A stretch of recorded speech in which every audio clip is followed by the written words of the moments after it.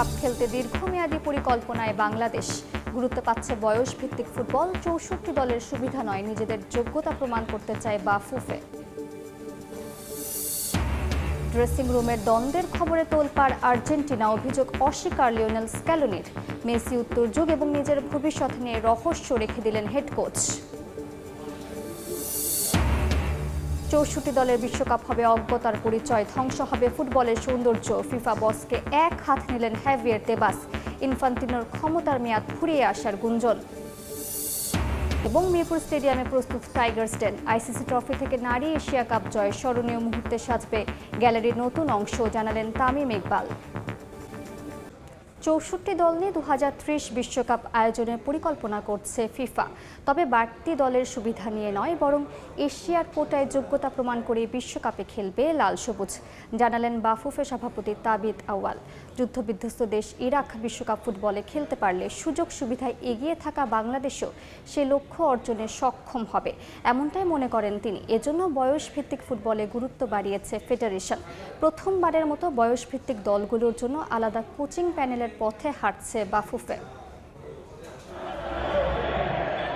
৩ দেশে ৪৮ দলের অংশগ্রহণে শেষ হয়েছে the greatest show on earth বিশ্বকাপ ফুটবল। তবে বিশ্বকাপের রেশ কাটতে না কাটতেই আলোচনায় ২০৩০ বিশ্বকাপ। দ্য গ্রেটেস্ট শো অন আর্থের শতবর্ষ উপলক্ষে বিশেষ এই আসরে দল সংখ্যা ৬৪তে বাড়ানোর পরিকল্পনা করছে ফিফা। এরই মধ্যে সেখানে সায় দিয়েছে কনমেবলও। ২০৩০ বিশ্বকাপের ৩ আয়োজক পর্তুগাল, স্পেন ও আফ্রিকার দেশ মরক্কো। এছাড়াও শতবর্ষ উপলক্ষে ৩টি ম্যাচ হবে আর্জেন্টিনা, উরুগুয়ে ও প্যারাগুয়েতে। এখনো আলোচনার টেবিলে বিশ্বকাপের ভবিষ্যৎ। তবে ইনফ্যান্তিনোর বিশ্বকাপে দল বাড়ানোর পরিকল্পনায় স্বপ্ন দেখাচ্ছে বাংলাদেশ, ভারতের মতো দক্ষিণ এশিয়ার দেশগুলোকেও। যদিও ফিফার দেশ বাড়ানোর উচ্চবিলাসী পরিকল্পনায় সামিল না হয়ে বরং নিজেদের খেলার মান বাড়ানোয় মনোযোগী বাংলাদেশ ফুটবল ফেডারেশন। যোগ্যতার মানদণ্ডে পাশ করেই বিশ্বকাপে খেলতে চায় বাংলাদেশ। আমাদের স্ট্র্যাটেজি ক্যানট বি যে খালি দল বাড়বে সেদিন আমরা যাই, যদি আমরা চান্স পাই 64-এর পর, মানে 200টা টিম আনবেন, আমাদেরকে ফাইট করে ডেভেলপ করে ওই ৮-৯টা দেশের ভিতরে থাকতে হবে। যুদ্ধবিধ্বস্ত দেশ ইরাকে অবকাঠামোগত সুযোগ সুবিধা বর্তমানে ততটা না থাকলেও বিশ্বকাপে খেলেছে তারা। মধ্যপ্রাচ্যের দেশটি বিশ্বকাপে খেলতে পারলে কেন পারবে না বাংলাদেশ? এমন প্রশ্ন ফেডারেশন প্রধানের। এশিয়ার ফুটবলে নিজেদের শক্তিশালী অবস্থান তৈরি করতে বয়সভিত্তিক ফুটবলে জোর দিতে চান বাফুফের সভাপতি। ইরাক ইনফ্রাস্ট্রাকচার কি আছে? বিশ্বকাপ ফাইনালের চরম নাটকীয়তার পর এবার আলোচনার কেন্দ্রবিন্দুতে আর্জেন্টিনার মাঠের বাইরের বিতর্ক আর দল পুনর্গঠন। ফাইনাল হারার ২৪ ঘন্টা না পেরোতে ড্রেসিং রুমে কোন্দলের গুঞ্জনে তোলপাড় আল বিসেলেস্তে শিবির। তবে এসব খবরকে পুরোপুরি ভিত্তিহীন দাবি করে উড়িয়ে দিয়েছেন লিওনেল স্ক্যালোনি। একই সাথে নিজের বিদায় আর লিওনেল মেসিকে ছাড়া নতুন যুগে প্রবেশের যে গুঞ্জন ছড়িয়েছে তা নিয়েও মুখ খুলেছেন এই মাস্টারমাইন্ড। আকাশি সাদা সমর্থকদের কাছে শেষ মুহূর্তের নাটকীয়তা নতুন কিছু নয়, কিন্তু ট্রফি হাতছাড়ার পর যখন একঝাঁক প্রশ্ন আর গুঞ্জন তৈরি হয়, তখন দলের কর্তার মুখ থেকেই মূল সত্যিটা শুনতে চায় সবাই। বিশ্বকাপের সেই শ্বাসরুদ্ধকর ট্র্যাজেডির পর আর্জেন্টিনার ড্রেসিং রুম নিয়ে ওঠা নানান বিতর্ক ঠিক তেমনই এক ঝড়ের সৃষ্টি করেছে সমর্থক মনে।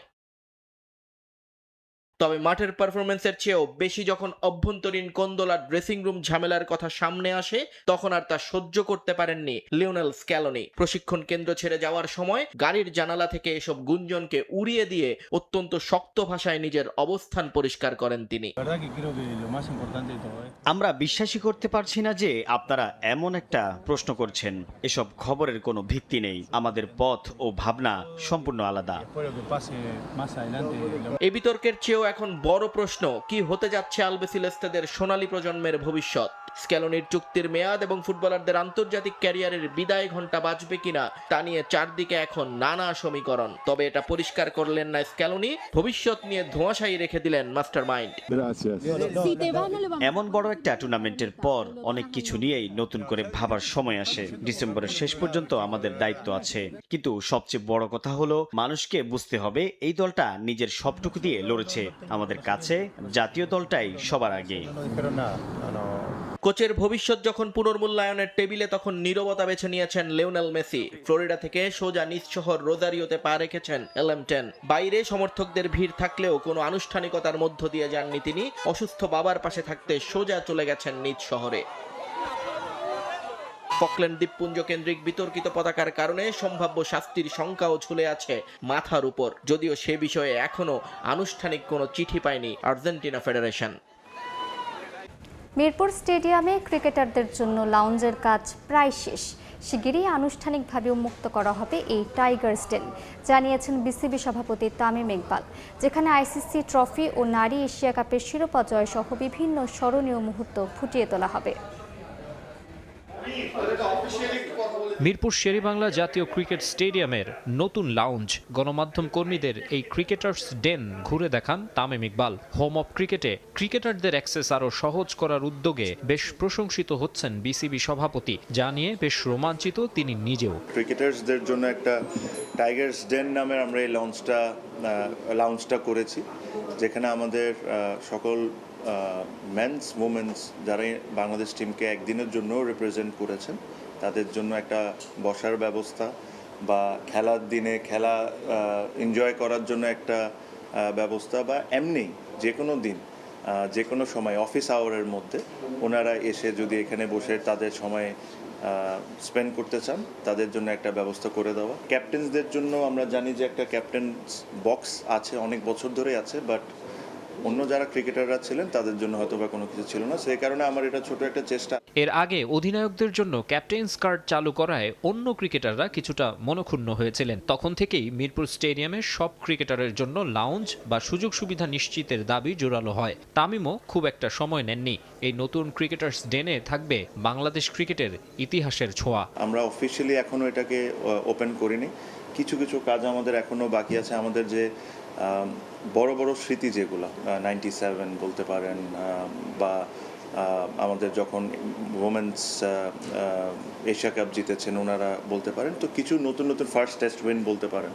সো যে কিছু কিছু স্মৃতির আমরা এখানে একটা পিস রাখতে চাই, একটা হিস্ট্রি রাখতে চাই। সো ওই জিনিসগুলো যখন রেডি হয়ে যাবে আমি আশা করি এটা সুন্দর করে ক্রিকেটারদের সাথে এই জিনিসটাকে ওপেন করা হবে। এদিকে বিশ্বকাপের ফাইনাল হেরে অবসরের কথা ভাবছেন আর্জেন্টিনার গোলরক্ষক এমিলিয়ানো মার্তিনেজ। সামাজিক যোগাযোগ মাধ্যমে এক পোস্টে আন্তর্জাতিক ক্যারিয়ারকে বিদায় জানানোর আভাস দিয়েছেন এই তারকা গোলকিপার। সেখানে দিবু মার্তিনেজ লিখেছেন, বিশ্বকাপ শিরোপা আবারও আর্জেন্টিনায় নিয়ে যাওয়ার স্বপ্ন দেখেছিলেন, কিন্তু ফাইনালের মঞ্চে ব্যর্থ হওয়ায় অনেকটাই ভেঙে পড়েছেন তিনি।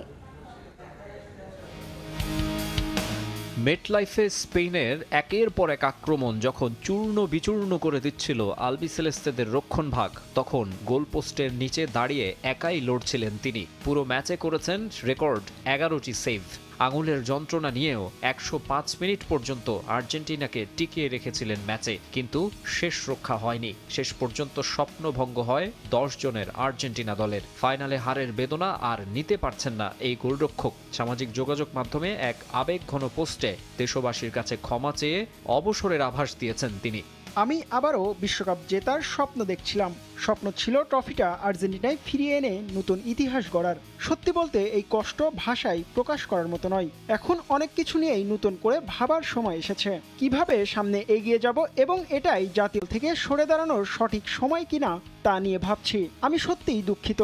নিজের দেশ ও সতীর্থদের জন্য আমি সর্বোচ্চ চেষ্টাটাই করেছিলাম।